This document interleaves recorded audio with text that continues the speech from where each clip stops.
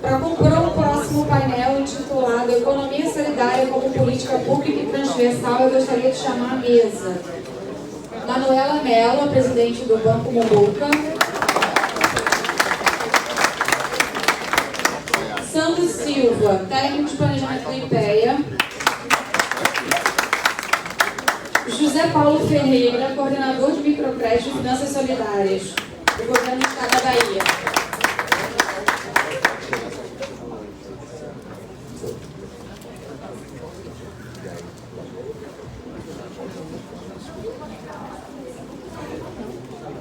É porque tava sem energia, né?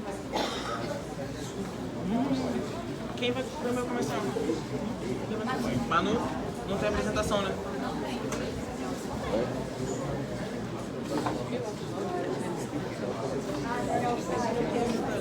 Gente, bom dia a todos. Bom dia.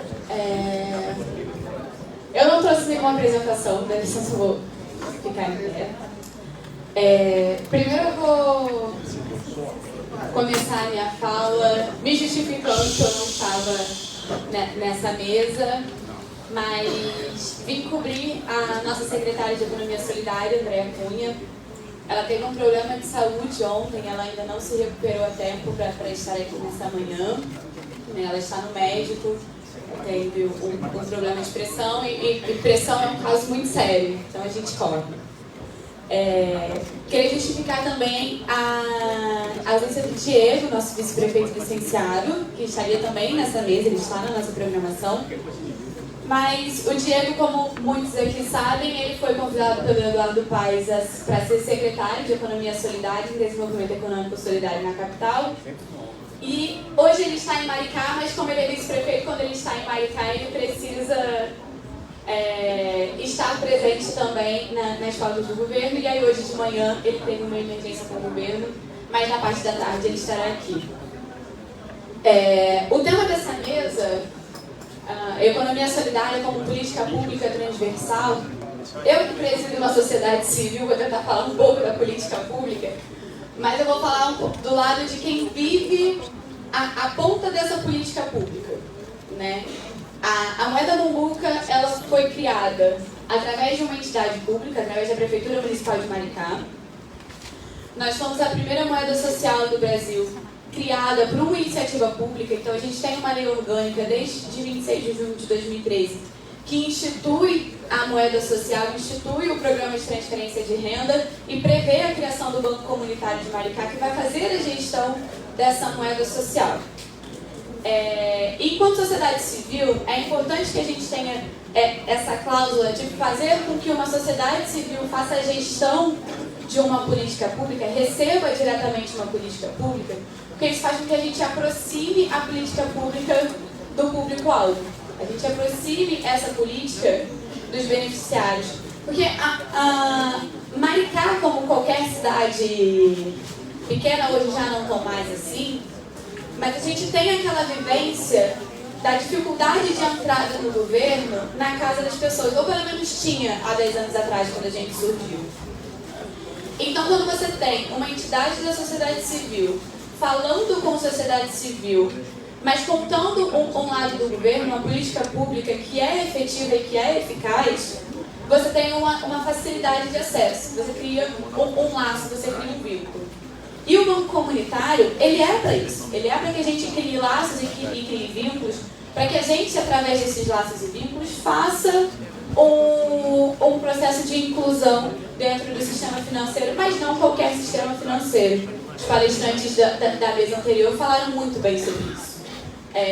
Quando a gente fala de inclusão do sistema financeiro, quando a gente fala de sustentabilidade, quando a gente fala de moeda social, de banco comunitário, a gente não está falando de uma inclusão somente para que a gente circule dinheiro e melhore a vida econômica das pessoas, mas a gente fala de um desenvolvimento social, principalmente. E a moeda social, ela traz isso, o banco comunitário traz isso. A gente cria espaços para além da transferência de renda, que é hoje o pilar do Mumbuca, mas que não somente, né, a gente faz a transferência de renda através dos benefícios da prefeitura, mas o depois, o braço após a política pública que a sociedade civil organiza, que é o que fazer com a arrecadação desse dinheiro, com a circulação desse dinheiro, que está a virada de chave e que está o processo econômico solidário que Maricá vive há 10 anos. Né? Cada vez que circula a moeda Mumbuca, a gente recebe uma porcentagem e essa porcentagem ela é voltada diretamente para a população de Maricá. Então ela sai da população e ela vai para a população. Então nós somos sociedade civil. Né? Então quando a gente faz um crédito, muitas das vezes a gente faz um crédito para um vizinho nosso. Muitas das vezes a gente faz um crédito para um dos feirantes que quando estão passando aqui pelo banco param para tomar um café e para prosear com a gente. E isso contribui para a eficácia da moeda, para a eficácia da circulação, para toda essa adesão que a Mumbuca tem na cidade. Maricá, pelo último censo, tem 220 mil habitantes. Né? Não, minto. Pelo último censo a gente tem 197, mas a gente sabe que o censo foi feito meio aos trancos e barrancos. Pelo censo da cidade a gente tem 200, 220 mil, a gente está chegando dos 220 mil. Desses 220 mil, a gente tem 93 mil pessoas dentro do Renda Básica de Cidadania, dentro do processo de transferência de renda. Isso se dá em 93 mil pessoas que usam a moeda Mumbuca enquanto benefício diariamente, mas eles não se restringem a isso. Porque para além do Renda Básica de Cidadania, a gente tem outras transferências de renda que somam as pessoas e fazem com que o Mumbuca tenha quase que a totalidade dos munícipes usufruindo da moeda e utilizando a moeda diariamente na cidade.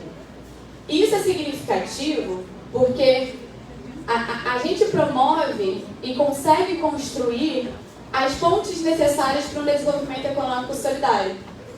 Porque hoje muito se fala de desenvolvimento econômico, muito se fala de economia solidária, de bancos comunitários, é um tema que está em alta no mercado.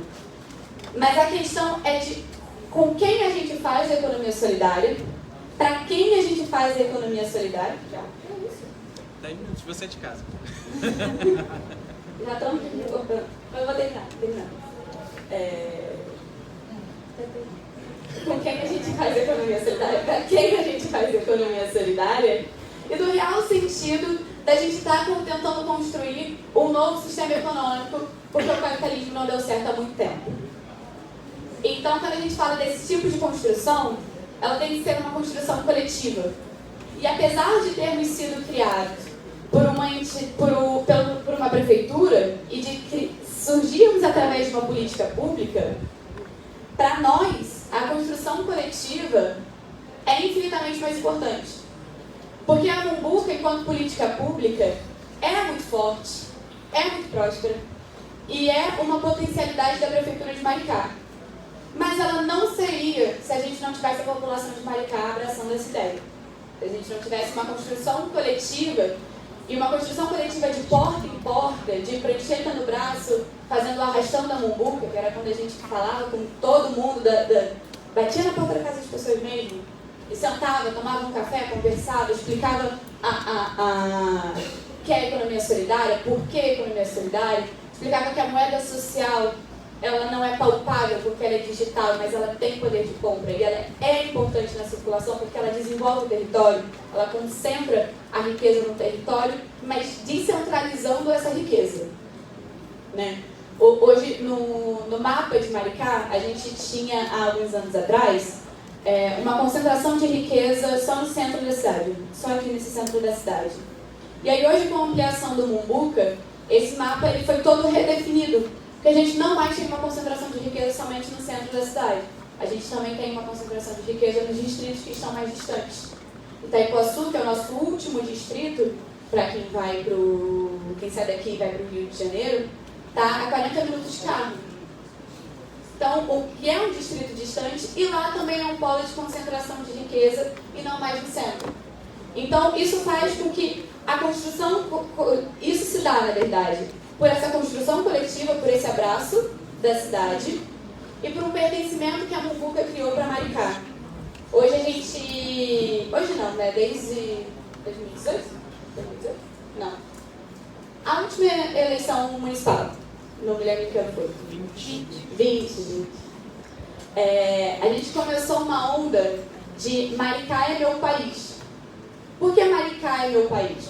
Porque a gente viveu anos de que as pessoas, como o Eduardo Paes disse, que era uma merda de cidade, e de fato na época que ele falou a gente estava construindo a Maricá dos nossos sonhos, a Maricá das utopias, e é uma realidade, a gente precisa aceitar isso, então a gente não ficou chateado com o Eduardo Paes, a gente só caiu na encarnação. Mas a cidade se transformou, a cidade se mudou. E esse pertencimento fez com que a cidade mudasse. E a gente pode atribuir esse pertencimento à circulação da moeda social, à política pública de transferência de renda e às outras políticas públicas que se somam a isso.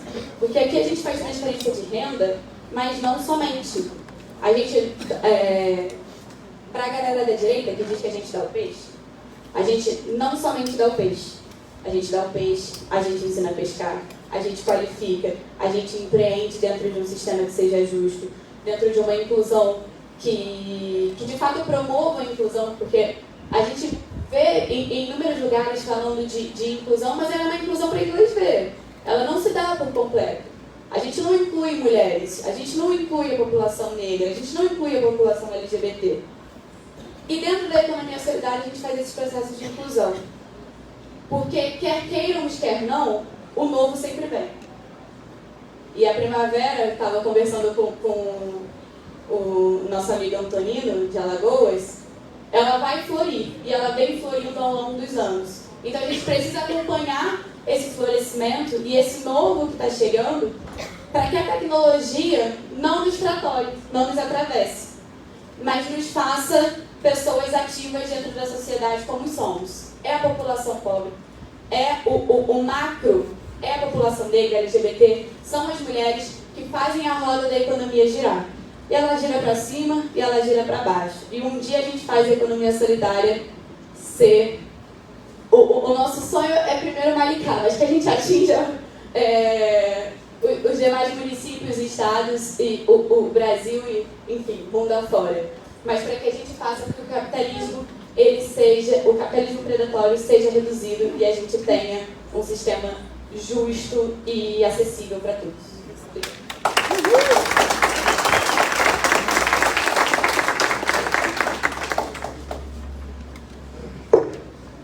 Bom dia, pessoal. Bom dia. Estou colocando. Bom, meu nome é Sandro Silva, sou pesquisador do IPEA, na frente. Instituto de Pesquisa Econômica do CARA, do Governo Federal. Já está começando a valer o tempo aí? Já?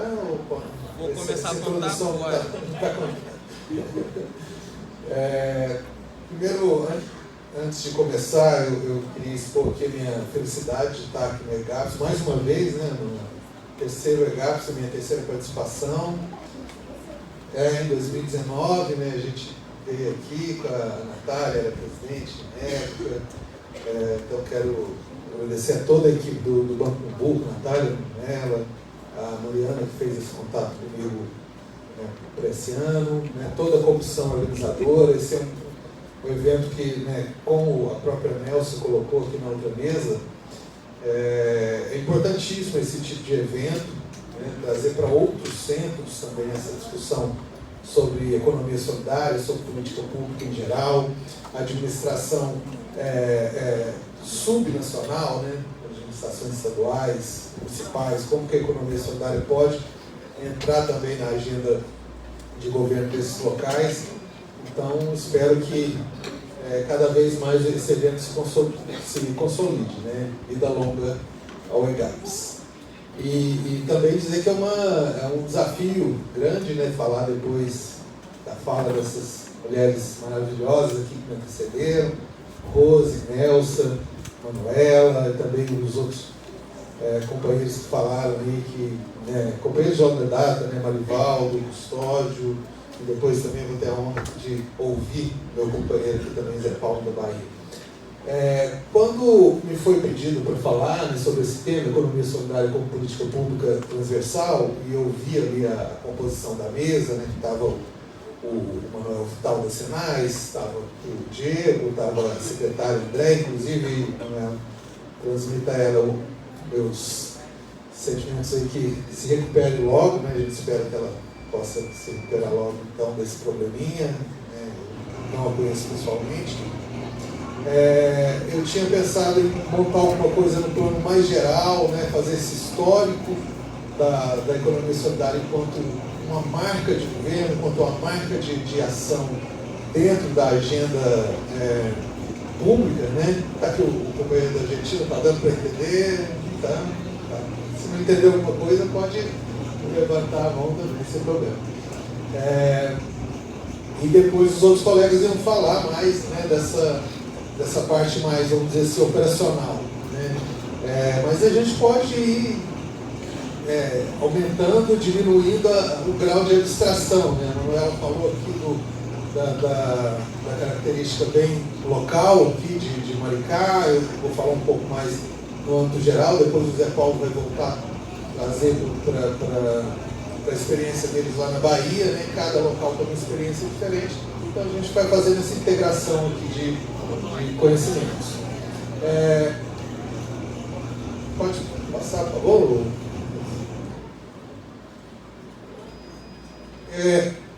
Eu ia começar falando uma coisa que, na verdade, a Rose já falou, e ela fala muito melhor do que eu sobre isso, que é a construção dessa identidade nacional, né? Porque antes de se tornar uma política pública, a gente está discutindo assim, programas, secretarias, ações de economia solidária, foi criada uma identidade nacional em torno do termo economia solidária, né? E essa identidade ela se forjou a partir de vários movimentos sociais, várias famílias temáticas, né, que foi o termo que a Rose usou, que atuava em defesa do trabalho associativo, da organização comunitária, da organização local, né? E aí aqui eu estou citando alguns aqui nos anos 90, né, o pessoal um pouco mais antigo que acompanhou essas discussões vai se lembrar, né, que a gente tinha na época os projetos alternativos comunitários da Caritas brasileira, da Igreja Católica, que ajudava na criação de cooperativas, sindicatos, principalmente trabalhadores rurais, né? As cooperativas agrícolas de produção, né, do MST, que vão surgir no início dos anos 90 com o primeiro Programa Nacional de Reforma Agrária, né?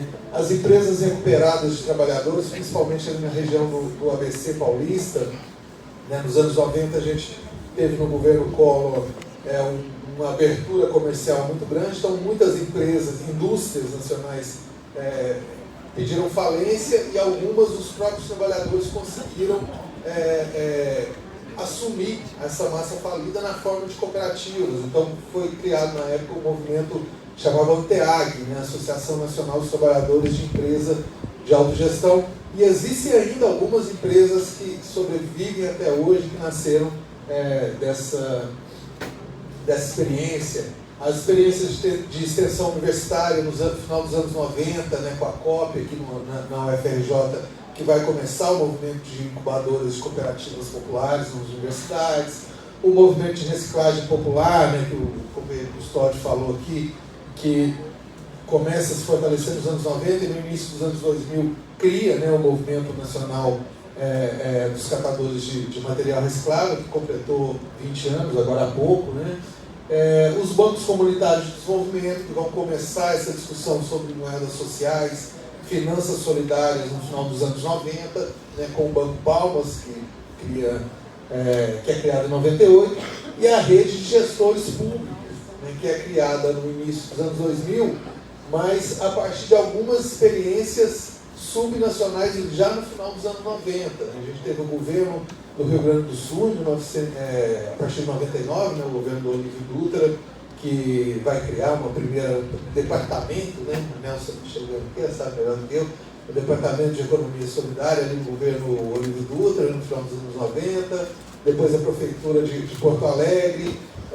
Em 2000, algumas prefeituras do campo mais progressista, né, que ganha a eleição em 2000, a partir de 2001, começa a desenvolver programas específicos também, o principal em termos de magnitude, vamos dizer assim, é em São Paulo, né, que tinha o programa Oportunidade Solidária do governo da Marta Suplicy, mas várias outras prefeituras municipais começam a desenvolver. Pode passar, por favor?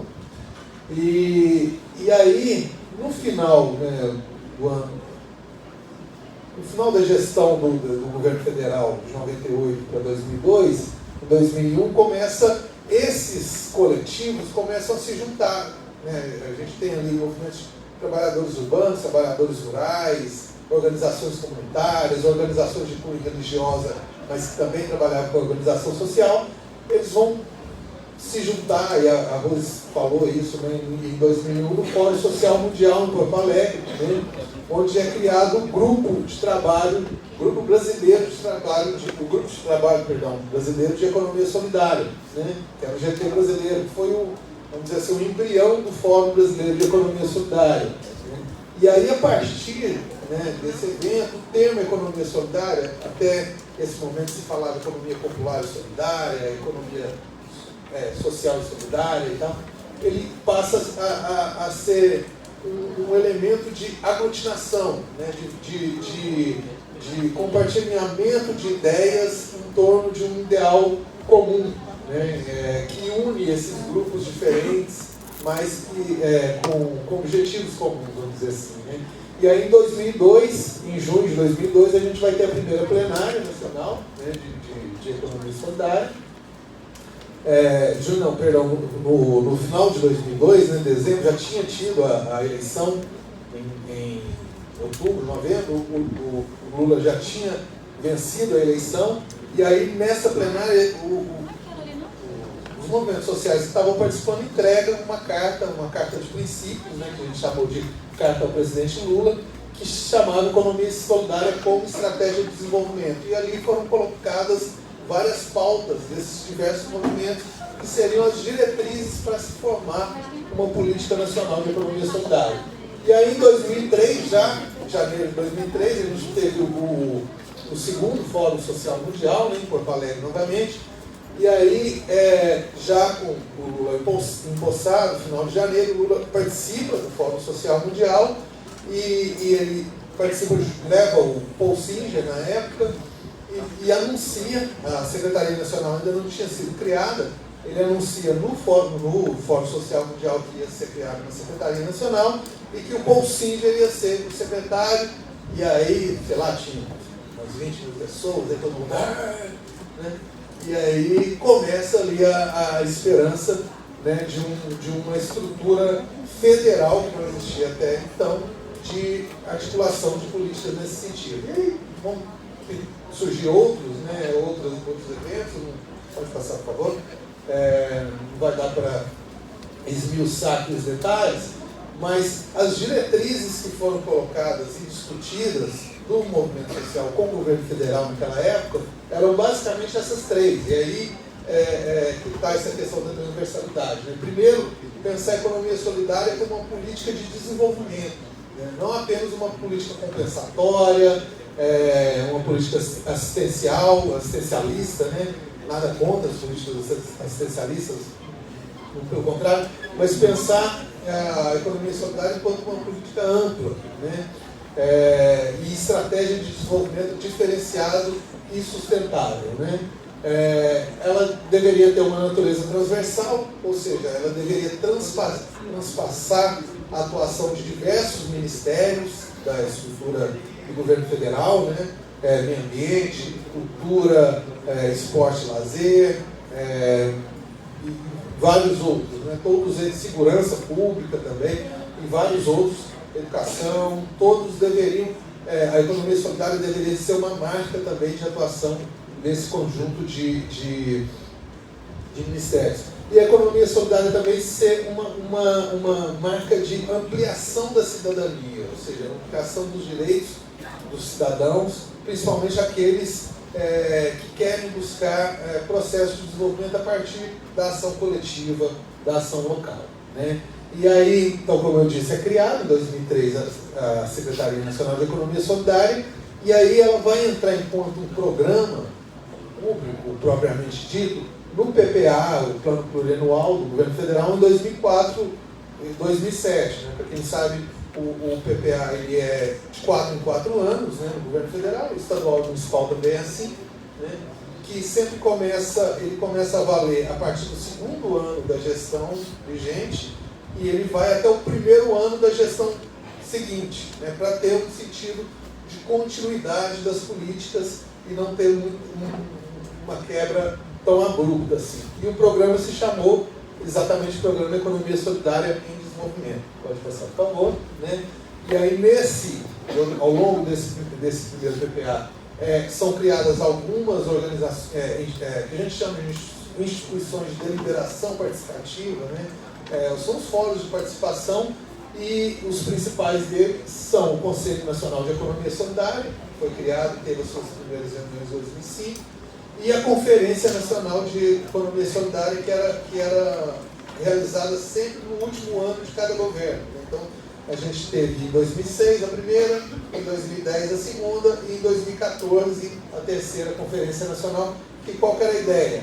É que cada município, cada estado discutisse as suas prioridades, as suas demandas, elegessem delegados da sociedade civil e dos governos locais, para ir subindo de esfera, né, do municipal para o estadual, do estadual para o federal, e aí em Brasília ocorria as conferências onde saía esse documento. Né. Esse tipo de organização passou a ter impacto em estruturas supranacionais, ou seja, cada vez mais secretarias estaduais e municipais de economia solidária foram surgindo. Vou tentar ir correndo aqui. A gente teve a criação em 2007 da primeira Frente Parlamentar em Defesa da Economia Solidária. Na época, o deputado Eudes Xavier, né, do Ceará, foi o primeiro presidente dessa frente. Né. A gente teve o outro PPA 2008-2011, né, que continuou o tema, e depois no de 2012 2015, já com a presidenta Dilma Rousseff, ela cria o programa Brasil Sem Miséria. Né? E aí esse programa ele eleva, vamos dizer assim, o patamar da economia solidária dentro do governo. Então a gente tem um aumento de recursos, a economia solidária passa a ser um instrumento de atuação para a inclusão produtiva em várias dimensões de atuação política. Pode passar, por favor. E o PPA seguinte a gente teve, né, 2016, 2019, aí já foi construído num contexto de crise política, né, em 2015, aquelas manifestações, crise econômica também que a gente teve em 2015, e a Senai tinha ficado responsável por esse programa, né, que era a promoção da economia solidária e suas diversas formas organizativas. Só que no início, né, em abril de 2016, a gente teve uma ruptura desse processo democrático que vinha sendo desenvolvido até então, com um golpe parlamentar que levou ao impeachment da presidenta Dilma. Né? Então, o PPA ele continuou valendo, né? O PPA que foi discutido ao longo de 2015 democraticamente, só que ele foi totalmente desvirtuado. Esse pode passar, por favor? Tá bom, vai dar para terminar.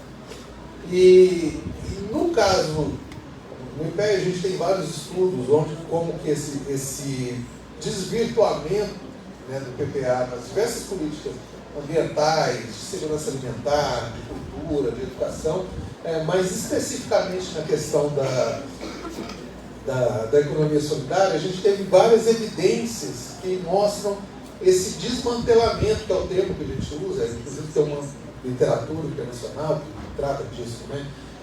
De desmantelamento de políticas públicas. Né? A gente teve, só para citar algumas aqui, a gente teve a primeira alteração do status burocrático da Senai. A Senai deixou de ser uma secretaria nacional ligada ao Ministério do Trabalho, uma secretaria dentro do Ministério do Trabalho, para ser uma subsecretaria ligada ao Ministro do Trabalho. Então você perde status, né? Quem trabalha e quem está quem trabalha em estrutura de governo, seja federal, estadual, municipal, sabe, né, que quando você rebaixa uma estrutura, você perde poder, você perde capacidade de gestão e de planejamento. A gente teve uma mudança de toda a equipe de comando, né?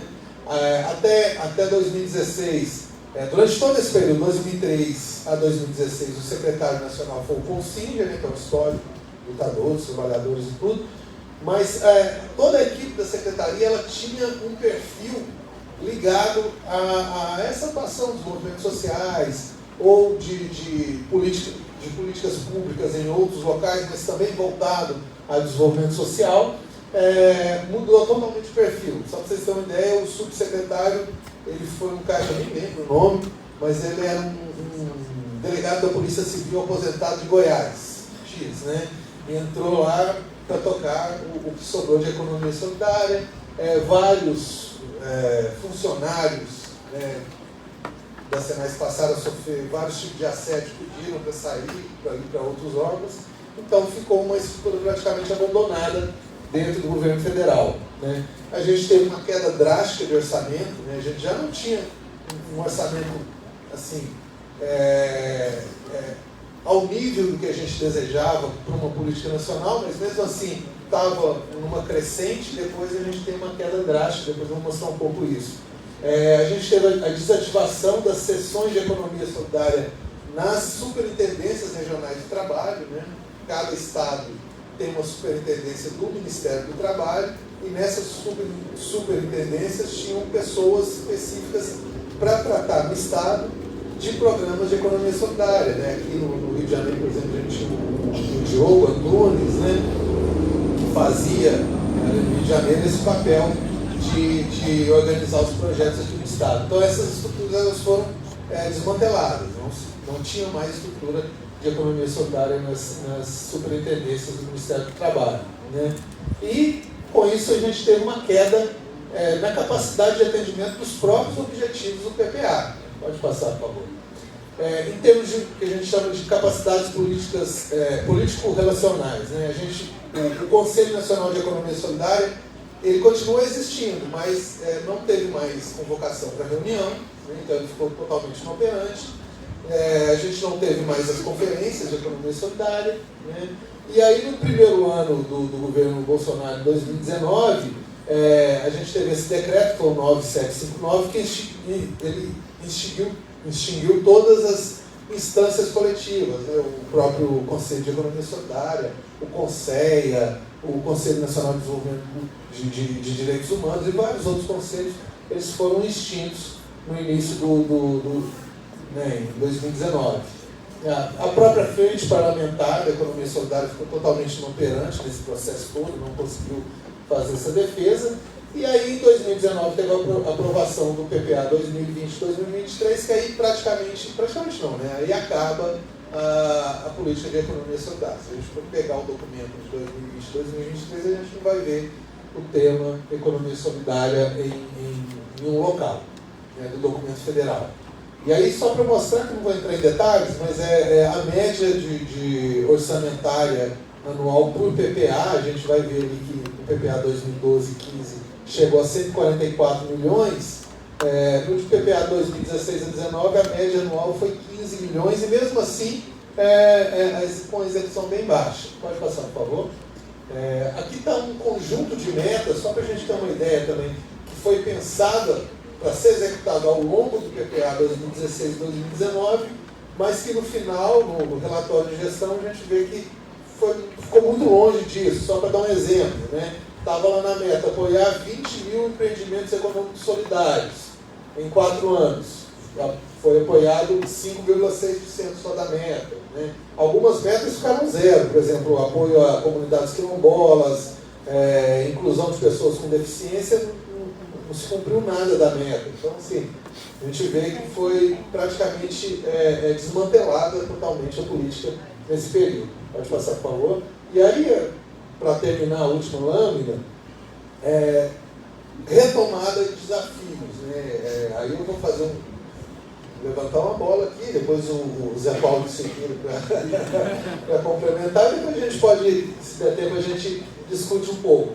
Primeira questão, a gente teve, né, uma eleição muito disputada, né, todo mundo sabe disso, mas a gente teve um retorno de um governo de origem popular e de natureza progressista, e dentro desse dessa discussão a gente teve a recriação da Senais, né? Ela voltou a ser uma Secretaria Nacional dentro do Ministério do Trabalho, né? Só que quais são os desafios para a gente retomar essa política nacional? Primeiro, a questão da recomposição orçamentária, né? Como eu disse, esse ano a gente ainda está vivendo o último ano do PPA criado no início do governo Bolsonaro. Então o orçamento para essas ações é praticamente zero. Então a secretaria ela existe, tem uma equipe pequena, mas não tem praticamente orçamento para nada. Então está disputando, né, um novo orçamento para entrar para o próprio próximo PPA que está sendo votado no Congresso, né? A reestruturação técnico-burocrática. Como eu disse, a Senai chegou a ter uma equipe, se eu não me engano, de 16 pessoas técnicos, né, de nível superior no governo, e esse pessoal todo foi para outros órgãos porque não tinha o que fazer e também sofria uma série de assédios institucionais, né?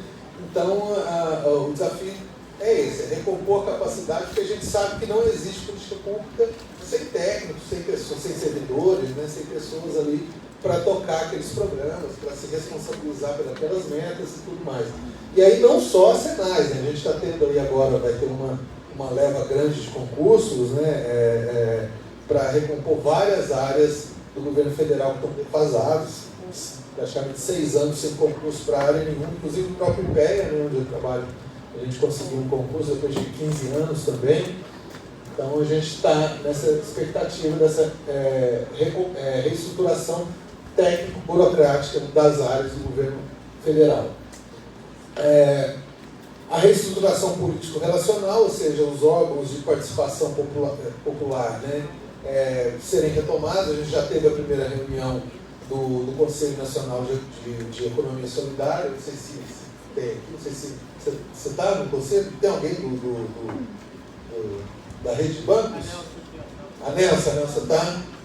Então, pessoal, já teve agora uma primeira reunião, então está tendo essa retomada. Esses instrumentos são importantes para aproximar a sociedade civil, as demandas da sociedade civil, da burocracia estatal, né? O fortalecimento intersetorial e interfederativo da agenda, né, de economia solidária, ou seja, que a Senais tem essa capacidade de discutir e negociar com outros ministérios programas de apoio à economia solidária, né? Por exemplo, um tema que a gente estuda no IPEA muito também, que é a questão das políticas de agricultura familiar, né? A gente voltou a ter o Ministério do Desenvolvimento Agrário, com um orçamento para compras públicas de alimentos, então o fortalecimento das cooperativas de produtores da agricultura familiar. Então a Senais pode fazer essa intermediação junto ao MPA e outros, né, ministérios para esse tipo de programa, né, ou com o Ministério da Educação para outros programas de compras públicas, o Ministério do Meio Ambiente, né, que tem a questão dos resíduos sólidos, e várias áreas que são de interesse da economia solidária. Então a Senais ela trabalha também nesse sentido intersetorial, né, para discutir em outros setores políticas de apoio também para a economia solidária. A reestruturação das redes, né, da sociedade civil, aqui a gente falou de vários, a rede de bancos comunitários, a rede de cooperativas de catadores, e várias outras, as redes de produtores da agricultura familiar, as redes de cultura popular também, né?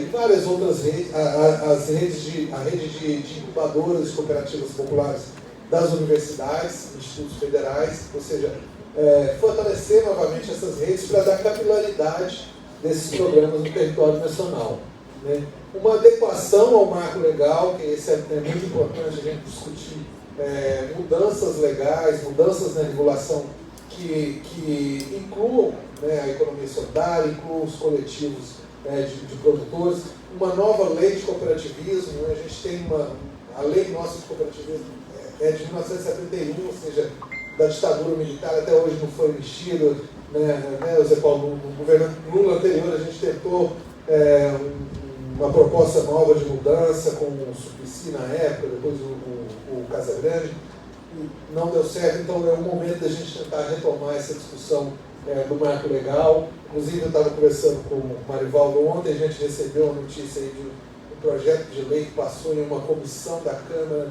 sobre regulação das moedas sociais, que ninguém sabe de onde que apareceu isso, a gente vai ter que descobrir, porque essa questão do marco legal é uma disputa, né? A regulação ela não cai do nada, alguém chega, né, igual a tábua dos 10 mandamentos, ali, que uma força divina entregou. Não, são ideias que alguém apresenta, essas ideias representam interesses, e esses interesses eles entram em disputa e são sacramentados na forma de lei.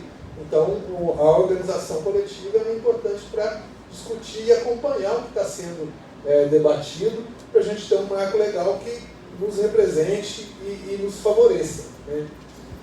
E, por fim, a manutenção de um amplo sistema de informações, né? A Rose falou nisso também, né? O último mapeamento de economia solidária, ele terminou em 2013, né? E desde então a gente não tem informações mais atuais. A gente está tendo uma discussão com a Senais agora, a IPEA e algumas organizações para a gente retomar esse sistema de informações.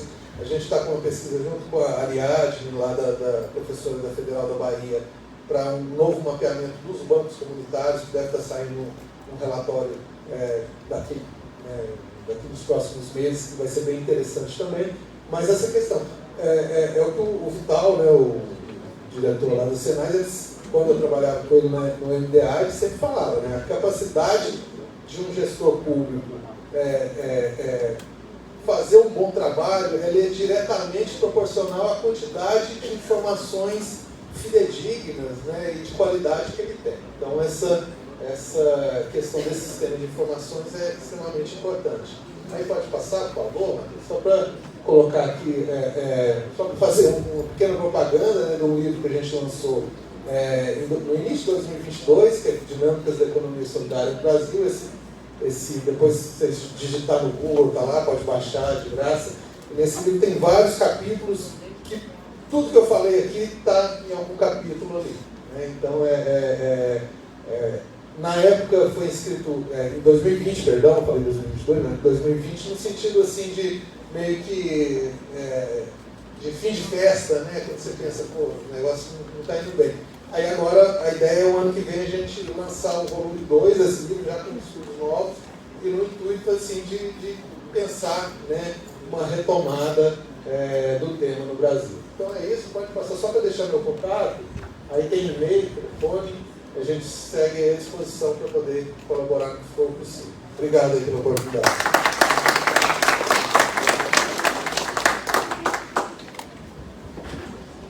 Bom dia a todos e todas. Bom dia desanimado. Bom dia, gente. Bom dia! Está dando 12 horas, mas ainda dá para a gente ter um lanche bom aí. Eu creio que todo mundo esteja bem, né? Queria saudar a Manu por essa oportunidade de estarmos aqui juntos. O Sandro, um prazer mais uma vez estar com vocês. E a todos vocês aqui, que eu aprendi muito durante esses 2 dias aqui, mano, muito bom essa troca de experiência. E esse momento ele é muito importante para nós, porque saiu um relatório da Economic Forum no final de junho, que apontou um estudo onde 23% das profissões no mundo irão desaparecer. Isso significa 89 milhões de pessoas que serão afetadas com essa situação. E seja por conta do avanço da tecnologia, né, que as pessoas não vão mais no banco, porque faz tudo pelo celular. O metrô de Salvador transporta milhares de pessoas diariamente e não tem cobrador, tem ninguém lá para poder estar sendo atendido. E eu me assustei a semana passada, quando eu cheguei de Maceió, no sábado. Na outra semana, eu tinha pego o metrô, uns 20 dias atrás, e eu podia comprar o bilhetinho diretamente num guichê lá eletrônico. E eu estou lá me batendo sábado passado, tentando comprar esse bilhetinho de novo para poder pegar o metrô. E aí, quando veio o segurança, ele disse, não precisa não. Pegue seu cartão de crédito, débito normal, encoste lá na borboleta e o bicho abre. Só foi chegar perto, o trem deu o sinal verde lá e eu passei e fui embora. Meu Deus do céu, mais gente desempregada, né? Então, mais a tecnologia todo dia desempregando mais gente. Você vai no supermercado, não precisa falar com ninguém, vai lá, você pega o que você quer, chega lá, passa no código de barra, bota o cartão, paga, vai embora, também não precisa de ninguém. Aí as questões climáticas e outros fatores e tudo isso. Então, esse dia de ontem e de hoje é muito importante nas nossas vidas, porque nós temos que pensar que alternativas nós vamos fazer para poder superar essa problemática que o capitalismo está colocando e as necessidades da tecnologia, que não tem como frear, né, vai aparecendo na nossa vida, né? Eu vou falar um pouco aqui rapidamente da experiência. Quem é que vai me guiar aqui do tempo? É você, né? Vai ficar aqui me dizendo aqui qual é o meu tempo, como é que está. Mas da nossa experiência da Bahia, o que é que nós estamos fazendo lá, que pode também contribuir dentro desse período. Nós temos uma felicidade de, mesmo com essa interrupção brusca lá do elemento, que a gente não gosta de dizer o nome, né? Mas a Bahia, não, nós estamos há 16 anos, né, de governo progressista, comprometido com as nossas vidas. Então vamos lá. Então, vamos lá? Veja só, então dentro do governo do Estado, nós temos a Secretaria do Trabalho, Emprego, Renda e Esporte, que é onde eu estou.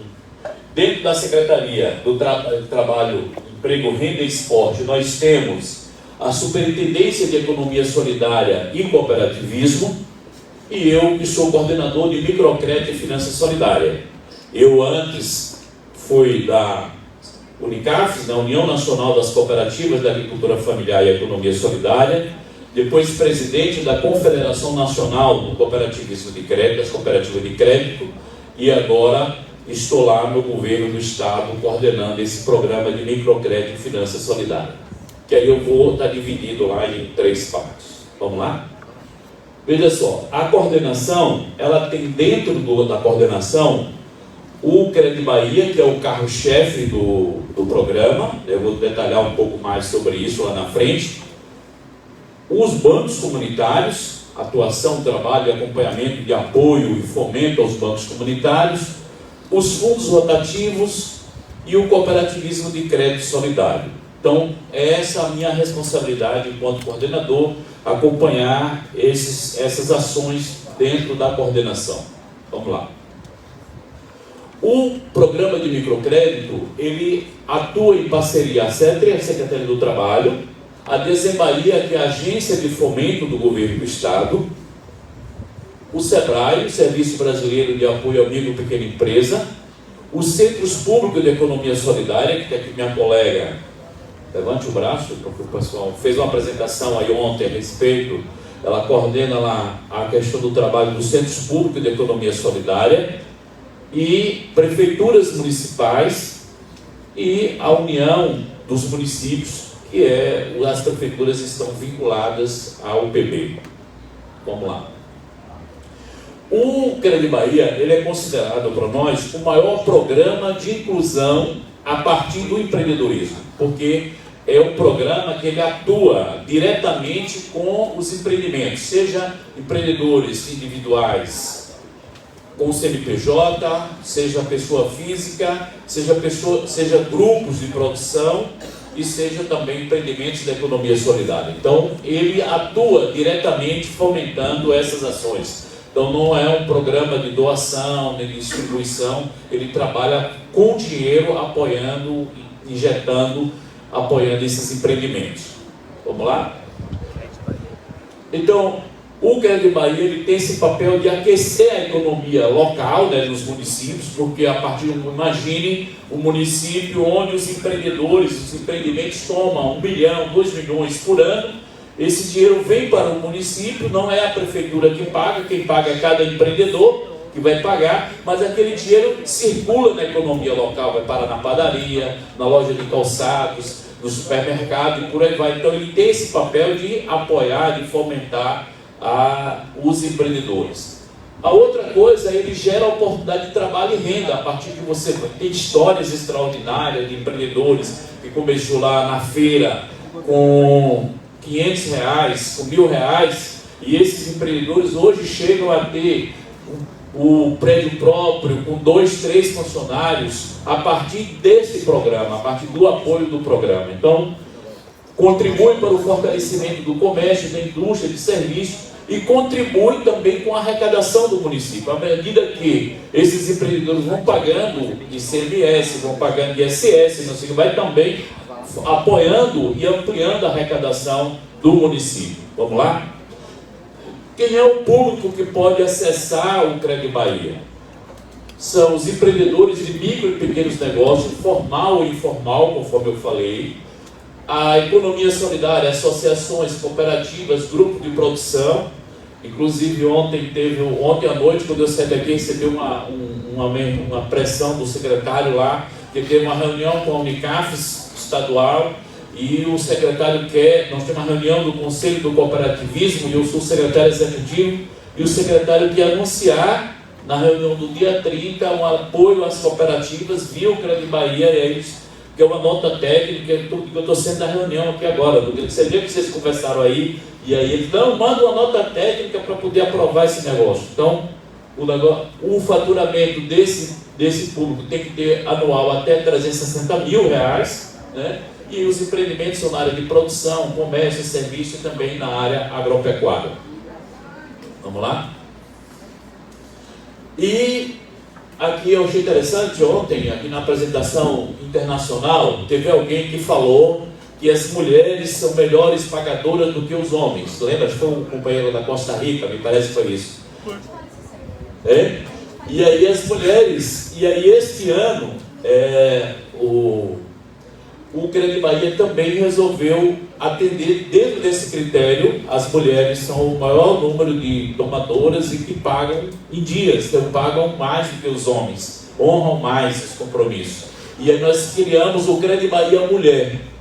E o Cred Bahia Mulher cria algumas coisas diferentes. A taxa de juros é menor do que para os homens, porque uma coisa que define o crédito, a taxa de juros, é justamente o risco da operação. Se eu tenho o menor risco na operação, então o crédito tem a taxa de juros menor. Se as mulheres pagam mais, então nós vamos dar uma taxa de juros menor. Então, as mulheres têm uma taxa de juros menor, né? O valor também ampliou. A primeira operação para a pessoa jurídica é até R$4 mil, a primeira operação, para as mulheres é R$6 mil. Para a pessoa física é até R$3 mil, pessoa física até 3 mil, lá agora é 5 para as mulheres. Então os valores são diferenciados com relação a essa questão desse tratamento diferenciado para as mulheres, que é o chamado Cred Bahia Mulher. Vamos lá? Sim, vai até R$21 mil, então é de 500 a R$21 mil o valor limite. Mas agora nós criamos o Cred Mais, quando chega ao limite de R$21 mil, se a pessoa pagou direitinho, ele ganha um delta de R$30 mil, que vai para R$51 mil. Então ela pode, o empreendedora que chegou a esse limite de R$21 mil, ele pode chegar até R$51 mil. Então eu falei de o primeiro carro-chefe do Cred Bahia, né, que era uma parte. A outra parte é bancos comunitários e fundos rotativos e as cooperativas de crédito. Então, para esse atendimento é feito via edital. Então, o atendimento desse público é via edital, através do Fundset, que é o Fundo de Combate à Pobreza, é de onde sai o recurso do orçamento do governo do Estado, para poder atender, através de edital, atender esse público, né? Os bancos comunitários, fundos rotativos e o cooperativismo de crédito. Isso aqui é um rolo, né, porque não existe uma legislação específica para poder apoiar bancos e apoiar fundos rotativos, e aí por conta disso fica uma dificuldade. Nós estamos lançando o edital agora, deve sair, está na Fazenda para poder autorizar a liberação desse edital, e a procuradora mandou 23 perguntas lá da PGE, a Procuradoria do Estado, pedindo 23 perguntas. Eu disse: doutor, eu não vou responder, eu gostaria de uma reunião com a senhora para poder explicar o que é. Fui para lá, cheguei 3 horas, saí 18 horas e 40 minutos com a procuradora explicando para ela o que era, como é que funcionava, o que é banco, o que é fundo, como é que funciona isso, não sei o que e tal, para poder a gente chegar a um entendimento, porque não tem uma legislação específica sobre esse tipo de apoio e como é que a gente faz para poder fazer isso. Então, conseguimos convencê-la, né, depois dessas 3 horas de diálogo, mandei a resposta, reduziu a metade daquelas perguntas que ela tinha feito para mim e a gente conseguiu convencê-la e avançou, né? Isso é importante. Por que é importante o que o Sandro falou com relação ao pessoal? Se eu não viesse desse mundo da sociedade civil, de banco, de cooperativa, de não sei o quê, como é que ia convencer essa procuradora com relação a isso? Então eu ia ter a mesma compreensão dela, que não podia, que não tem uma legislação específica que autoriza, que não sei o quê, que não sei o quê, então não podia apoiar banco, nem podia apoiar cooperativa. Então, consequentemente, o edital não poderia sair. Então, por isso que muitas vezes existem os estados, municípios que não conseguem apoiar, porque quem está à frente é muito mais fácil dizer não, né, do que dizer sim. Tudo beleza. Eu lembro de uma reunião com o presidente Lula, eu quando presidente da Unicafes, nós fomos uma reunião e nessa época o presidente Lula tinha autorizado que o BNDES atendesse a gente. E aí no dia da reunião com o BNDES, o presidente do BNDES chama a equipe de assessores. E aí o cara, tudo que o presidente falava, ele disse, mas isso não pode, presidente. Aí a segunda, mas isso não pode, presidente. Depois da terceira, o presidente perdeu a paciência, né? Ele disse assim, rapaz, me diga o que é que pode, porque o que não pode, você só sabe dizer que não pode, o que é que pode então? Para poder ter uma posição, porque é muito mais fácil dizer não, né? Para a gente, né? Para quem precisa do serviço, do que dizer um sim, né? Então, nós atendemos via edital. Como é que é feito, né? Como é que funciona? A gente faz o edital apoia os bancos e os bancos apoiam os seus empreendimentos nas suas redes. E assim vai nos bancos comunitários, nos fundos rotativos, também na cooperativa de crédito. Então, cada banco tem lá a sua rede de empreendimentos que estão vinculados a ele, né? As suas associações, os empreendimentos, grupos de produção, e aí, através do banco, o banco vai lá e apoia, seja para poder comprar o fogão, comprar geladeira, comprar insumos, comprar o que precisa para poder ampliar a atividade produtiva. E aí o edital apoia o banco e o banco vai lá e apoia os seus empreendimentos. O Crédito Bahia, para 2023, nós estamos chegando até agora, no início do mês estava em 40 e poucos milhões, então eu acredito que nós vamos chegar a 53 milhões de reais, a nossa meta para 2023. E vamos fechar um total de 690 milhões acumulado, né? Já apoiando durante esse período do governo Wagner até agora, nós estamos chegando a 690 milhões. A nossa meta é chegar a 100 milhões ano, até o final do governo Jerônimo. Jerônimo também era um dos nossos, era uma das pessoas que atuou junto conosco também no movimento. Trabalhou comigo no MOC, Movimento de Organização Comunitária na Bahia, depois ajudou na criação da Unicafes, depois no MDA, né? Então, hoje é governador, então conhece bem esse mundo aqui que nós estamos construindo. Aí, gente, a questão nós estamos agora numa etapa de um debate muito forte sobre isso. Ainda não está consolidado isso, mas nós estamos trabalhando muito forte, que é a criação do sistema de finanças solidárias.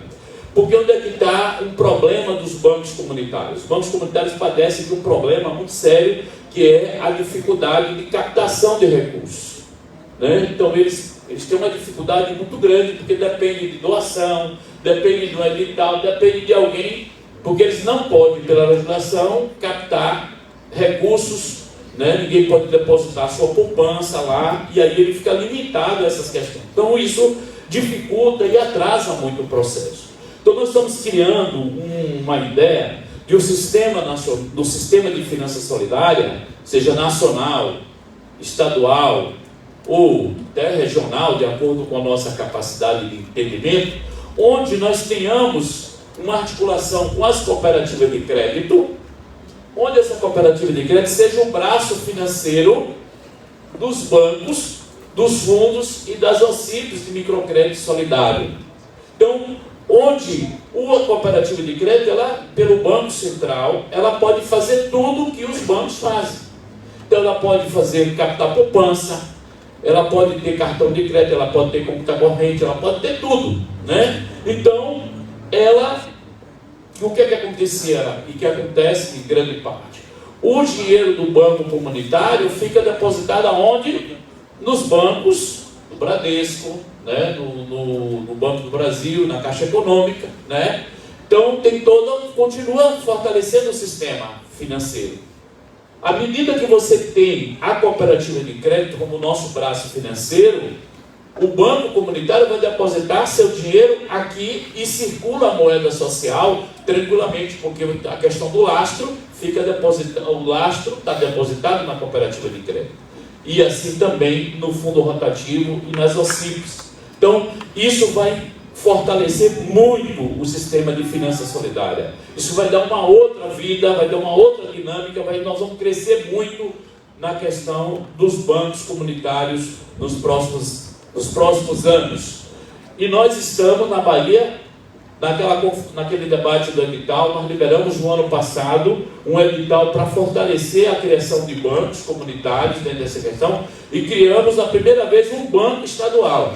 Nós apoiamos a criação do Banco Estadual de Desenvolvimento Comunitário, para não precisar criar um banco em cada município, que tem 417 municípios, a Bahia. Então, você criar de 417 bancos, então seria 417 diretoria, não sei o que, seria uma agonia esse negócio. Então, nós criamos um banco e nós vamos linkando em cada município de acordo com o arranjo local, respeitando a cultura, respeitando os costumes, os jeitos, as formas de cada um criar o seu trabalho e a gente não ter essa dificuldade toda.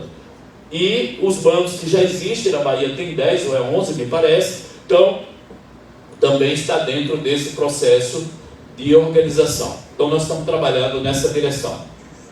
E, por último, a ideia, como é que vai ser isso? A ideia é que nós possamos fazer essa integração dessas ações com o mundo produtivo. Não é para que eu quero o banco comunitário, para que eu quero a cooperativa, para que eu quero a OCIP, para que eu quero os fundos. É para apoiar a atividade produtiva, é para agregar valor, é para comercialização, é para assistência técnica. Então, esse sistema todo integrado, né, de uma forma articulada, né, apoiando o sistema produtivo, que a gente possa avançar nessa direção. Então, eu tenho 5 minutos ou já acabou? 5, então beleza. Não vou precisar de usar esse tempo todo, porque você me deixou mais feliz agora. Então veja só. Então essa é a compreensão de que nós vamos integrar as ações, né? Porque o problema é que às vezes cada um vai no seu mundo. E o cooperativismo de crédito tradicional e o solidário que nós, inclusive eu, contribuí, porque eu fui presidente nacional desse sistema, e depois desvirtuou tudo, verticalizou de um jeito que tem pouca diferença hoje de banco para cooperativa de crédito. Então nós temos que recriar um novo cooperativismo solidário com os princípios, valores, respeitando as comunidades. Então eu acho que isso, tanto é que essa apresentação minha anterior tinha uma interrogação. Quem estava lá comigo em Maceió viu que tinha umas interrogações lá. Eu tirei ontem porque nós já temos consolidando já com as experiências de outras cooperativas, com um novo formato, com uma nova visão, com um novo jeito de trabalhar e que vai dentro dessa concepção aqui, né, da articulação entre a cooperativa, os bancos e os fundos, focado na atividade produtiva, e não cada um dentro da sua caixinha, né, que não dialoga com o outro, que não tem nenhuma relação com o outro. Então, qual é o desafio desse ambiente, gente? Eu estou no governo, mas é uma limitação muito grande de compreensão do que é bancos comunitários, o que é cooperativa, o que é fundo rotativo. Os dirigentes, a grande maioria esmagadora do governo não sabe o que é isso. Então é complicado isso. Quando você vai para o legislativo, piora um pouquinho ainda mais a questão. E se for para o judiciário, desgraçou com tudo. Então, é uma situação que nós temos que fazer um trabalho de educação, de pressão e de movimento muito forte. Isso que foi dito aqui, que o Sandro colocou. Esse debate que passou na Câmara lá a respeito dos bancos comunitários. Eu estava conversando e dizendo, gente, isso é uma coisa que pode ser muito bom, mas também pode desgraçar com tudo, né? Porque o trem está lá muito raso, não está claro o que é que eles querem regular e o que é que o Banco Central vai fazer. E como eu conheço bem o Banco Central, então pode ser o fim de tudo, né? Então nós precisamos ter uma ação muito forte, porque o que pode se dar, vamos regular os bancos comunitários. Se for na lógica do Banco Central, é para fechar tudo, né? Para poder acabar com tudo, porque um dos grandes problemas que aconteceu com o cooperativismo de crédito foi a regulação exagerada que eles foram colocando, pressionando a cada dia em cima dos bancos, das cooperativas, e é claro que também tinha uma tendência de querer também agradar e as mordomias e não sei o que e outras coisas mais, foram gostando também do negócio. E aí foram verticalizando e imprensando cada vez mais, botando uma carga muito pesada em cima dos cooperados, que hoje tem pouca diferença entre cooperativas e bancos. Então é preciso rediscutir isso, nós estamos rediscutindo isso, e nós do governo do Estado da Bahia estamos apoiando fortemente esse debate, estamos trabalhando fortemente dentro dessa visão e articulando com outros estados, né? Tem experiências extraordinárias como Maceió, está com um trabalho muito interessante, né? Temos que aprender uns com os outros, por isso que esse debate que eu falei aqui, Manu, é muito interessante, o trabalho que vocês têm, e cada um de nós tem um grau de conhecimento, tem um acúmulo de história que vai passando para o outro, e nós vamos enriquecendo nessa caminhada e vamos gerando essa grande transformação. O meu tempo já acabou, acredito. Essa aqui é a minha equipe, né? Então, a minha equipe. Viu, Sandro? Você falou lá que tinha 20, a minha tem maior do que a Senais, né? Então, eu tenho, e agora desse aqui já contratamos mais 12 que estão tomando o curso de capacitação. Essa semana eles estão lá a semana inteira, começou segunda-feira a capacitação. Vamos reforçar mais essa equipe para 2024 com a turma maior, vão chegar a 32 pessoas trabalhando em cada território, acompanhando esse trabalho que eu falei rapidamente para vocês. Então, muito obrigado, que está nos contatos, então um grande abraço, está à disposição de vocês.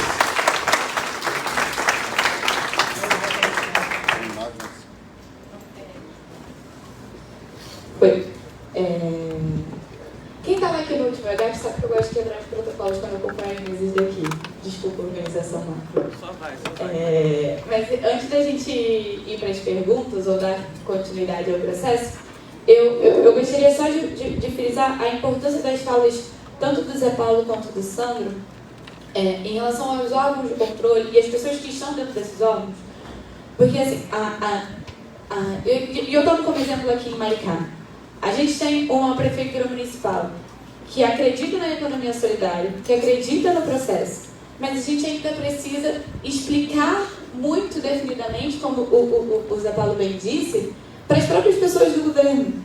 Então, a gente se repete constantemente e a gente precisa ter atenção na construção, seja do novo sistema financeiro, seja de um novo sistema de formação e regulamentação dos empreendimentos da economia solidária, porque a gente acaba ficando à mercê do entendimento dos órgãos do controle e das pessoas que estão dentro deles, e também das brechas dos marcos regulatórios que nos são acessíveis.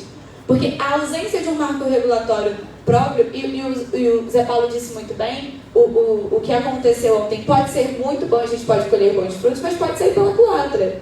E a gente precisa estar atento e organizado a esses caminhos, a esses andamentos, porque tudo que a gente faz, né, em nossos territórios, em nossos bancos, em nossos fundos, em nossas cooperativas,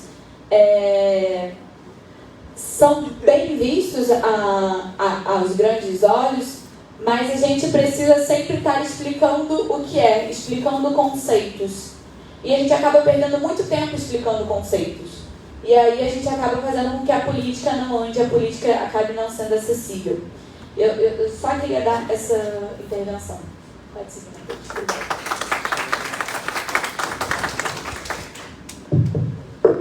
Bom, agradecer a colaboração de todos. Vamos abrir a rodada de perguntas. Vamos tentar fazer em bloco, né? Vamos pegar umas 4 perguntas. Se apresenta, fala de onde é e direciona para o palestrante. A gente faz 4 perguntas e depois eles respondem. Alguém?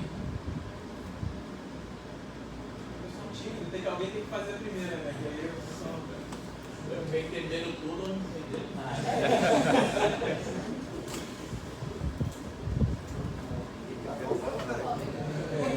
Eu faço.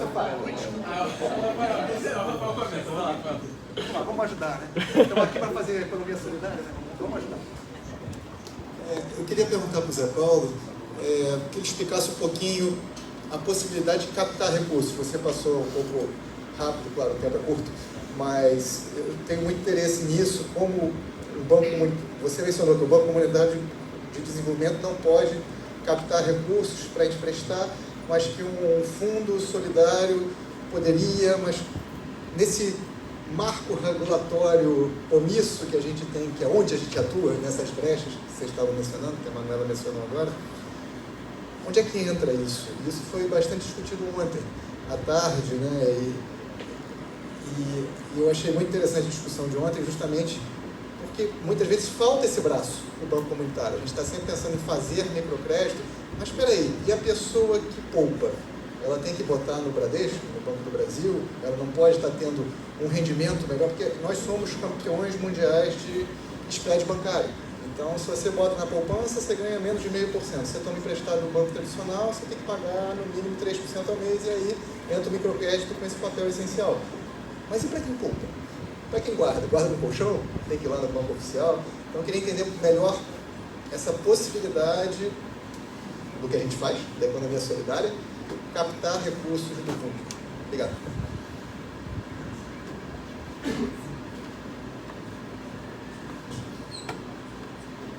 Oi, Zé Paulo. Meu nome é Elton. Somos da mesma linha aí de trabalho. Sou gerente de microcrédito do Governo do Estado, do Espírito Santo, da ADERES, que é uma agência de desenvolvimento da micro e pequena empresa. Temos um programa bastante parecido, né? Nosso programa lá é o programa Nosso Crédito, tem 20 anos de existência. Eu queria entender como é que funciona esse app após os 21 mil, esses 30 mil que você mencionou aí, para ele ter acesso. É via o PNPO, dentro do programa de microcrédito, e também qual o agente financeiro que vocês trabalham com esse programa? Mais alguém?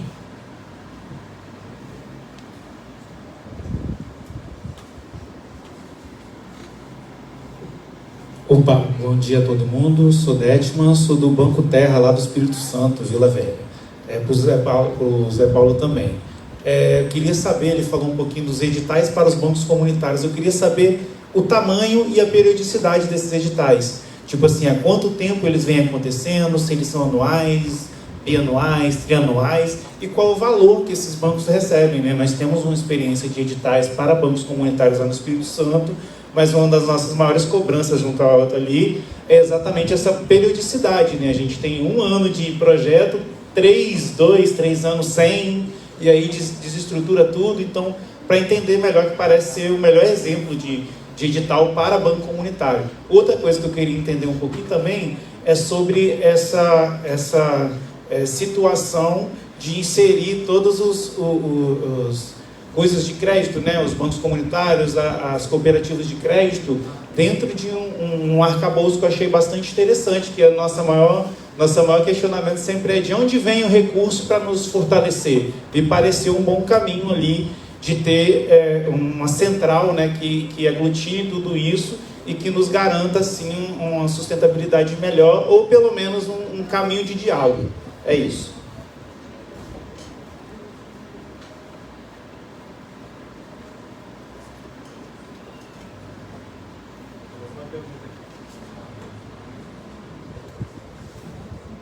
Meu querido Sandro, quer dizer, meu camarada, Mestre Zé, O Zé é um professor, viu? Temos que estar muito atentos, porque quando o Zé e o Sandro falam, né, a gente escuta, né? Mas era só essa pergunta, porque acho que cada vez mais está ficando claro que nós não... nascer um sistema não será tão gratuito, né? Tanto é que de ontem para cá já apareceu até um indicativo do PL colocando o Banco Central como regulador. Então, a moçada não brinca sem disso, né? E nós somos exatamente a contramola que resiste, segundo a música dos Secos e Molhados, né? Então, como nós somos a contramola que resiste, né, Sandro? A gente não pode entender a quem resistimos e por que resistimos, né? Então, acho que a pergunta é essa, Zé. Como é que nós vamos pensar esse sistema para além das dimensões políticas, né, e partidárias? Como é que nós vamos pensar esse sistema na perspectiva que nós não estamos propondo que nós somos um apêndice do sistema financeiro nacional? Nós estamos propondo criar um novo modelo de financiarização com a lógica comunitária e solidária, né? Mas não conta, né? Então, Zé Paulo, o que eu queria, nós fizemos, provocamos o professor Gilberto Carvalho, o Sandro e os meninos para ir a Alagoas, para a gente começar a esboçar o que seria o sistema. Porque se a gente pensar bem, o sistema nacional, o sistema brasileiro de banca, vamos dizer, o sistema financeiro nacional, ele está pautado em 3 agentes, né? O que regula, que é o Banco Central, o que garante, que vamos dizer, quem dá os fundos aí hoje, o Fundo Garantidor, o FGCOP, né, que chama. Você tem o fundo garantidor, você tem o fiscalizador, você tem o operador, você tem o captador, certo? Então o sistema financeiro nacional se organiza a partir desses 4 eixos. Se eu quero pegar a apresentação do Zé, nas nossas estruturas hoje, nós podemos construir esses 4 eixos. Porque imagina, o que o Zé foi dizer é o seguinte, que uma cooperativa de crédito, ou 2 ou 5 cooperativas de crédito regionais, podem cumprir papel para nós do agente que garante a operação, ou seja, tanto o agente compensador como o agente conciliador, que é o caso do Banco Central. Hoje nós temos várias experiências de fundo rotativo. Vou dar um exemplo. Hoje é FU na Bahia, tem um fundo lá que pode ser inclusive de natureza regionalizada. Esse fundo pode ser os garantidores da operação. A parte é isso, quem pode operacionalizar a cooperativa de crédito na financiarização e os bancos comunitários e municipais nessa base. Porque o que é uma coisa que nós temos que entender, nós temos 2 realidades. Uma são os bancos municipais, outra são os bancos comunitários. Quem teve a oportunidade, eu sugiro, de ler o livro do seu Joaquim, entender o nosso dilema enquanto sistema brasileiro de bancos comunitários, porque são realidades muito distintas. Então a pergunta é essa, Zé, como a gente, aproveitando a sua provocação e como aproveitando os instrumentos que já nós estamos na mão, nós começamos a esboçar um sistema, inclusive sinalizando para o nosso governo que esse sistema não pressupõe uma fiscalização pelo Banco Central, nem muito menos uma fiscalização ou regularização pelo Banco Central. Então, Zé, essa é a provocação, porque cooperativa de crédito nós temos aí um bocado solteiro, inclusive na mão de amigos e pessoas. Nós temos hoje várias pessoas do movimento solidário, economia solidária, que estão fazendo gestão de fundos regionais. E como é que a gente integra essas experiências, né, Sandro? Como a gente viu lá em Alagoas, e transforma nisso num modelo sistêmico. Ou seja, nós propomos criar um sistema de finança solidária nacional a partir de uma lógica de sistema financeiro, né, mas que não seja regulado pelo Banco Central. Então, é essa a pergunta, Zé. Viu como é que a gente pode ir debatendo? Bom, vai lá, Zé Paulo. Oi. Volta aquele lugar lá para ver se... Esse mesmo. Oi, beleza. Volta lá para que ficar naquela onde gera essa provocação aí, porque a maioria das perguntas acho que foram naquela... Volta só um pouquinho aí. A outra. Pronto. Rafael, teu nome? Valeu, Rafael. Veja só. Como é que vai fazer a captação de recursos? Justamente nesse item aqui eu falei o quê? Qual é o problema dos bancos comunitários? Ele tem dificuldade de captar. Hoje, qual é a forma do banco e os fundos captar? Ou é doações, né, de pessoas, ou internacional, ou de empresas, ou através de editais. É o único formato que os bancos e os fundos conseguem ter algum recurso. É dessa forma. O que é que nós estamos propondo? Quando eu coloco a cooperativa, e ele só pode emprestar, ele tem que ter aqui 1 para 1, né? Tem que ter um lastro financeiro. Então, o banco comunitário ele não pode botar uma moeda social se ele não tem o lastro daquela moeda. Então, se eu tenho um Mumbuca, para botar um Mumbuca, eu tenho que ter R$1 no banco lá. Não é isso? Então, o que nós estamos propondo? Que a cooperativa de crédito, nós vamos poder captar nessa casa, nessa sala aqui, eu não sei quantos milhões nós vamos ter depositado e nos bancos, que é o nosso salário, a nossa poupança, a cabra, o bode, o saco de farinha, a venda daquilo que eu vendi, né? Eu vou depositar no banco tradicional. Só que ao invés de eu botar no banco tradicional, eu vou botar na cooperativa. E o que é que nós estamos pensando, mas mais ousado ainda? Não precisa ter a presença da cooperativa lá no município. Nós vamos ter apenas um banco Mumbuca aqui, ter um caixa, tem um autenticador aqui que eu tenho lá R$3.000 para botar de poupança. Eu chego aqui no banco Mumbuca e eu vou depositar aqui no banco Mumbuca os meus R$2.000. À medida que eu boto R$2.000 na cooperativa de crédito, aqui, isso já dá um lastro para o Banco Mumbuca automaticamente botar mais 2.000 Mumbuca circulando na cidade. Então é isso que é a facilidade do entendimento. Então nós vamos ampliar, Rafael, o volume de captação, porque todos nós aqui podemos contribuir com a alavancagem financeira dos bancos comunitários. E aí eu tenho experiência própria, até falei com alguém ontem, quando nós criamos a cooperativa lá do nosso município pequeno lá de Santa Luz, na Bahia, nós criamos com R$35.000, porque foi o pior momento da minha vida. Eu passei 2 anos ou 3 para poder criar a cooperativa, era R$4.000 para criar a cooperativa, marcamos o dia da assembleia, na hora de criar o Banco Central aumentou de R$4.000 para R$50.000. Eu tinha passado 2 anos juntando dinheiro, só tinha 7.000. E aí o Banco Central aumentou para R$50.000. Quanto tempo eu ia levar para poder chegar aos 50.000? E aí eu tinha que dizer às pessoas que não ia criar mais a cooperativa. E já estava marcada a assembleia. Fizemos a assembleia para poder discutir com eles se nós íamos desistir ou nós iríamos continuar com o nosso sonho. E aí nós decidimos que continuar com o nosso sonho. Tomamos 18.000 emprestado e conseguimos mais 17 e disse que quem estava afiliado a uma central podia criar com 35. Nós criamos uma cooperativa com 35.000 e hoje essa cooperativa tem R$52 bilhões.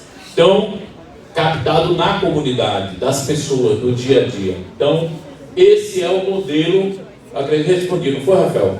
Beleza? O Elton perguntou a respeito do Credimais, né? E veja só, Elton, como é que nós criamos? Não é pela lógica do PNPO. É o fundo, né? No nosso caso, a Desembahia, como agência de fomento de vocês lá, nós temos um fundo chamado Fundese, que é o Fundo de Desenvolvimento do Estado da Bahia. Então, a gente pega uma parte do recurso quando precisava, a gente pegava no BNDES, como vocês também deviam pegar, mas hoje não precisa mais, a gente não utiliza mais recurso do BNDES, então usa mais recurso do fundo do próprio Estado, que é o Fundo de Desenvolvimento. Aí quando bate no teto lá dos R$21.000, e esses clientes do Crédito Bahia que utilizaram, eles pagaram direitinho, tal, se nós não criasse alternativa, esse povo iria para outros bancos. Né? Então, porque já bateu no teto, não tem mais, ele precisa de mais dinheiro, então ele ia para outros bancos. O que é que nós criamos? Dentro da própria lógica do Fundese, nós criamos esse Credimais. Credimais. É o nome da linha para poder atender esse público do Crédito Bahia. Mas é recurso próprio do governo do Estado ou da agência de fomento. Beleza? Teve uma outra pergunta tua aqui, como é teu nome? Detmar. O nome do homem é bom, é bonito. Ele está perguntando qual o tamanho e o valor do projeto e a periodicidade dos editais, né? Então esse é um problema. Esse é um problema porque nós ainda não conseguimos ter essa periodicidade, porque isso que eu estou falando. Não tem dentro do governo essa compreensão por todos, que Manu concordou comigo aqui, não há uma compreensão da importância. Eu digo para o secretário nosso e para as autoridades que eu tenho acesso, no dia que governo do Estado e o governo federal entender a importância dos editais de finança solidária para bancos e fundos, eles não vão querer, mais de 50% dos editais seriam todos nesse formato. Porque as pessoas começavam a criar independência e autonomia financeira. Eles iriam continuar tocando a sua vida independente de um edital ou não lá na frente. A gente não vai ficar no governo a vida inteira. Então nós vamos estar preparados e preparar a sociedade para construir a sua própria independência. E aí nós temos essa dificuldade ainda, não tem uma periodicidade definida. Nós estamos no terceiro. Então, mas depois que eu cheguei lá, nós já vamos no segundo em apenas 2 anos, 3 anos, né? Já conseguimos fazer isso. Estou brigando já hoje de manhã, antes de começar, já mandei a proposta para 2024, propondo mais um edital. Um edital para fundos e bancos rotativo e um específico para a cooperativa de catadores. Já colocando como proposta para 2024 para criar um fundo para os catadores, né? Ter um fundo rotativo para os catadores. Isso é fundamental também, porque no nosso caso nós apoiamos os catadores no Carnaval e no São João, mas depois eles passam o restante do ano sem ter suporte. E eles ficam na mão de quem? Das empresas. Quem financia os catadores, às vezes, é as empresas que dão o preço que quer pelo material que eles vão recolher, que eles recolhem. Vamos dizer qual é o preço que eles querem. Então, respondi a tua pergunta? Ok? A outra coisa é como vamos... foi Antonino, né? Como é que vamos criar esse sistema de finança solidária?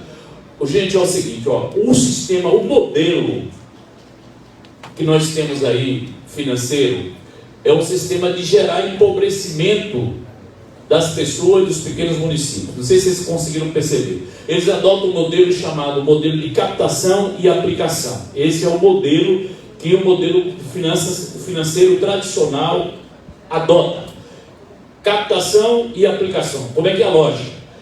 Eles mapeiam qual é os lugares que eles vão utilizar apenas como captação e o lugar onde eles vão aplicar. Como é que funciona? Eles pegam os pequenos municípios onde tem pouco movimento econômico que eles acham, mas eles utilizam ali para poder captar a poupança daqueles municípios. No final do dia, observe, o carro forte chega, recolhe aquele dinheiro e leva para aplicar nos grandes centros. Você vai ver, esse empreendimento é financiado pelo Itaú, esse empreendimento é financiado pelo Bradesco, mas esse empreendimento é aonde? Nos grandes centros. Você não vai ver nenhum empreendimento desse numa cidade pequena, nenhum empreendimento da economia solidária. Então ele gera o empobrecimento dos pequenos municípios e leva para o lugar aonde está mais rico. Então é perverso. O que nós estamos propondo, que é o que a Antonino está falando, é o inverso. Nós vamos gerar riqueza em todos os lugares. É o desenvolvimento a partir da riqueza local. Qual é o potencial de cada município? Então, a estratégia é, com essa integração que nós estamos fazendo, passa a outra, por favor. Campeão, me ajuda. Aqui.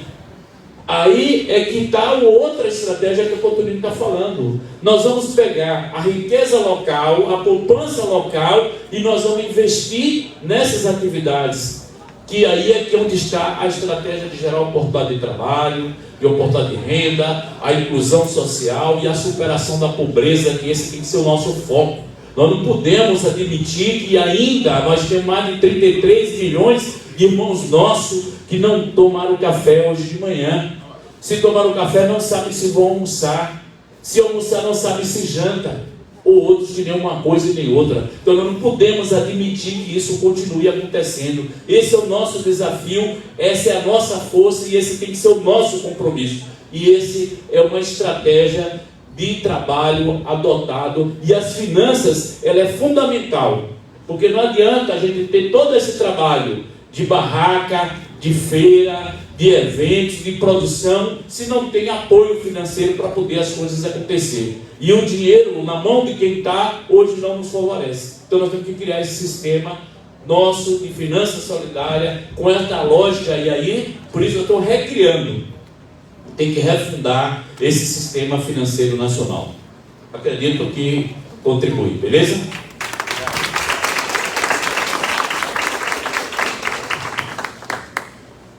Muito obrigado de novo. Vou pedir uma salva de palmas para os nossos palestrantes, nossos convidados.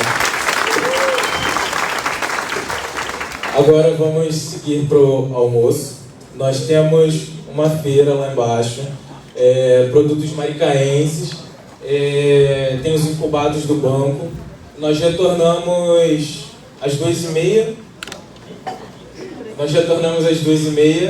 E é isso. Bom almoço para todos.